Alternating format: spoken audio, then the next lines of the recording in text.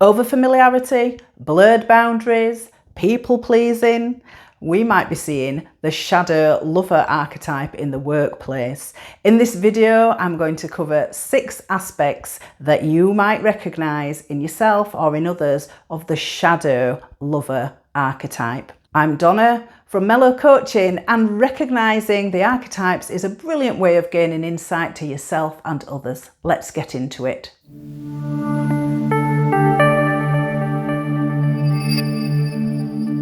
So the shadow of any archetype represents the unhealthy, the immature and the unbalanced aspects. And for the lover, this is characterized by excessive emotional attachment. So you're very clingy, too close, dependency and a lack of boundaries. So how does the shadow lover show up in the workplace and what are the impacts? Well, the first one is emotional dependency. You're going to see somebody who is overly dependent and overly reliant on emotional validation from their colleagues, from their managers, from everybody in the team really. And they're going to be seeking approval, they want affection, they want support, and it's there to fill their emotional voids. So you're going to see somebody, they want praise for the smallest tasks. They might get overly distressed if they don't get that feedback, or they get feedback they didn't really appreciate, shall we say.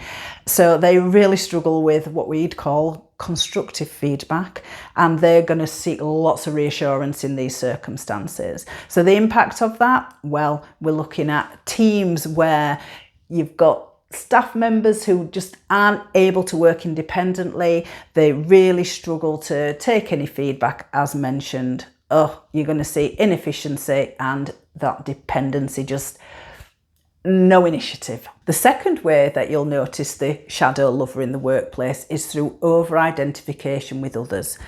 And you've got where there are certain colleagues that are kind of idealized, if you will. So there's a blurring of these professional boundaries, over-familiar, emotional entanglement within relationships with others in the team. And it gets particularly challenging when you've got this coming from, say, a manager or a leader and the colleagues, the co-workers.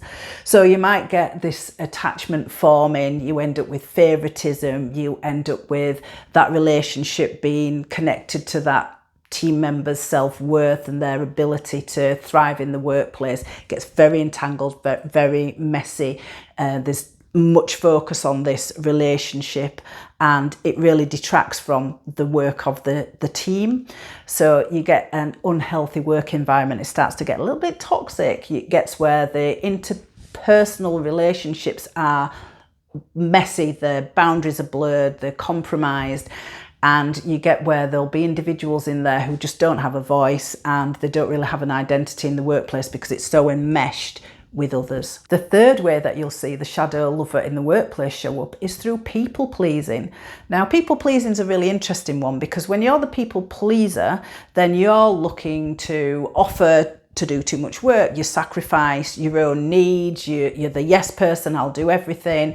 They're looking to gain approval from others, managers, their co-workers, and they'll do anything really to maintain this harmony.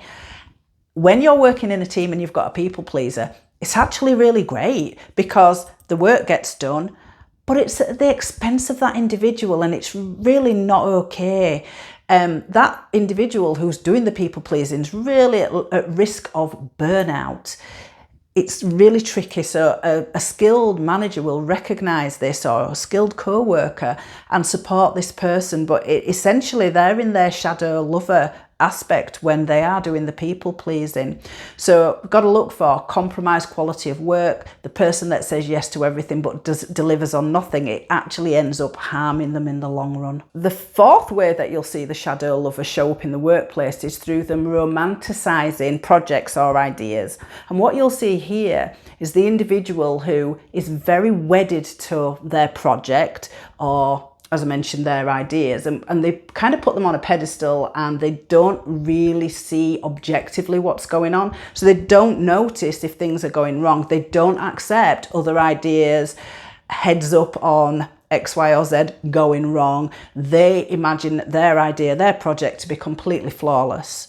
They do not see any issue with that, which is difficult when as a team we're looking at moving things forward. So the risks for that person is because it's going to go wrong. It ends up being a wasted resource. It's a failed project. And then they feel very despondent and, oh my goodness, this went wrong. And everybody's seen it coming and everybody's tried to say something and it hasn't been okay. So that's where they're in their shadow lover. They're completely romanticizing their project. The fifth aspect where you'll see the shadow lover in the workplace is through an avoidance of conflict. So here you've got a leader or a manager who actively avoids tackling anything that is vaguely confrontational, a conflict, a non-smooth issue, if you will. So you might see that if they're managing individuals in the team, and you could see that co-worker to co-worker. So they'll kind of do anything to keep the peace. They don't want to address the issues that need addressing. So the impact of that is the morale of the whole team is impacted because we've got some behaviours that are going on, some performance that's going on that isn't up to standard. And quite often the rest of the team ends up picking that up. So you've got a disenchanted team who have got one member that the manager is not willing to address their behaviour.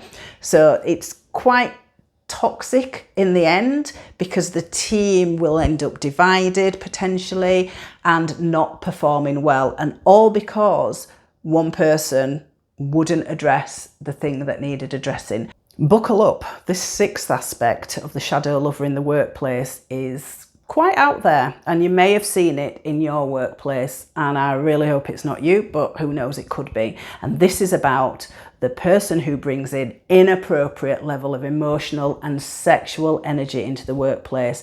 So you've got flirting, you've got boundaries being stepped over, you've got people who are more tactile than they need to be, you've got somebody trying to make these emotional bonds in the workplace which is inappropriate. It's not the place for that.